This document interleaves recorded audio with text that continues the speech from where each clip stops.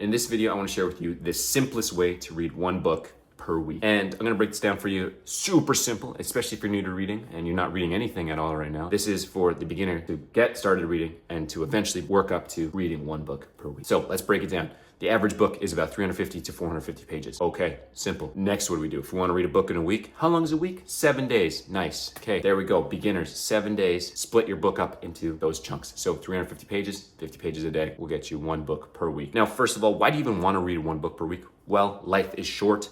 You want to guzzle as much information as you can. You want to consume, not consume in that way of like, just doom scrolling and shit like that, but you want to invest yourself into information that's going to either help your life, inspire you, motivate you to create, to become something. Reading is just like this unexplainable thing. And it's completely explainable actually, where you can just live a different life, where you can relate to other people, where you can become a different character, where you can put yourself into that situation, where you can put yourself into a different position that maybe you didn't have those cards dealt to you. So you can read and put yourself in that position. Anyways, reading is awesome. Got lots of reading books on my YouTube channel. Just go ahead and watch them if you want to. But how do you read one book? So 50 pages a day. On average, I would suggest that 50 pages a day takes about an hour to about 75 minutes per day of reading. And that's going to sound like a lot, like an hour a day, especially if you don't read at all, is a lot. And I had to work up to it. I built up to it. I've been reading since I was a kid, but I've gotten really good at it over the last maybe 5 years. When I went back to uni, I read Limitless by Jim Quick on how to speed read, and that really helped me speed read textbooks. And that's something that I suggest doing if you're in university, if you can learn to speed read and find the information that actually matters, because textbooks just have a bunch of fucking fluff, and they're just a way to make money for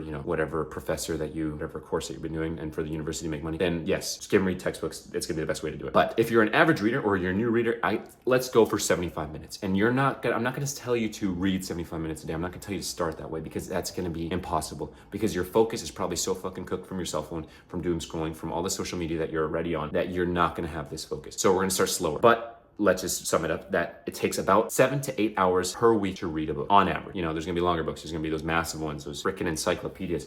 Those are going to be the ones that, are going to take more time. And you don't have to read a book a week. I don't want you to suggest that this is the baseline of like, you have to read a book a week or else you're some like degenerate moron, No, it's not like that. It's like, I want you to read a book a week because you want to read a book a week. And I want you to read books that you like to read. I don't want you to read books that are shitty. I don't want you to read books that you think that I like because you think that they're good, or because, they're classics or whatever they might be. If a book is shitty and you're 200 pages in and it sucks ass, stop reading, save yourself some time, go to the next book. That's okay. Don't feel like you're letting anybody down. Nobody gives a fuck how many books you read. This is just for you. This is just for me. And I just want to share it with you because I love reading, and I think everyone should love reading. And with all this shit that's just like frying our brain all the time, it's good to slow down. So how do you read this? How do you break this down? Let's start with 15 minutes a day, once in the morning and once at night. 15 minutes once you wake up, just put a timer on, 15 minutes. You can do it on the toilet. Fuck it. I don't care. Sit on the toilet, 15 minutes, and just like pull a book out. Have a comic book. Doesn't really matter. 15 minutes of doing that. And then at night, before you go to bed, 15 minutes. And that's just gonna help you get better sleep too, because your circadian rhythm and the blue lights and stuff like that. We all know that screens are shit for your sleep, especially right before bed. That's why you shouldn't be watching Netflix and anything.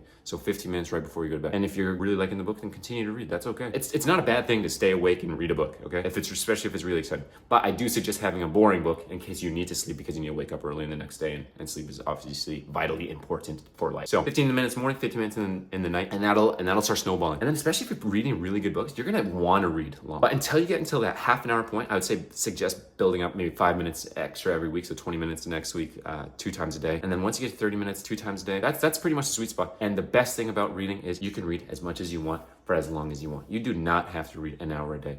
But that's a simple way to read one book per week. And I just want this video to be extremely simple. Other tips that I can give you is make reading completely accessible. Apart from scheduling time, which you have to do, and it's essential, especially if you want to read a lot of books all the time, you actually have to put it in the time. You have to be in a distraction-free zone. Your phone has to be out of the way. You probably have to be somewhere quiet. At this point in my life, I'm a really good reader. I can sit down in the middle of like 25 kids just running around doing crazy shit, yelling at me and doing all these things, and I can just slam a book and I'm completely dialed in. But that's because I've worked on it for my entire life. If you haven't done that, that's okay. You could probably build up to it in 6 months. Anyways, another way is to make it completely accessible and start prioritizing this thing here. Either a Kindle, audiobook, or a book that fits in your pocket or in your hand like a cell phone would. And instead of pulling out your cell phone, you make the deliberate choice that you are going to read a book. And you just sprinkle in a couple pages here and there. You can make a checklist, you can make a tracking list. I don't think you got to do that. I don't think it's got to be that deep where it's like, if I want to finish this book at 400 pages, then I have to read 68 pages a day or something like that. No, you don't have to do any of that. Just enjoy reading. Just that's the point of why I want to make this video, is because I want you to enjoy reading, not because you got to read 52 books a week because some dude on the internet said,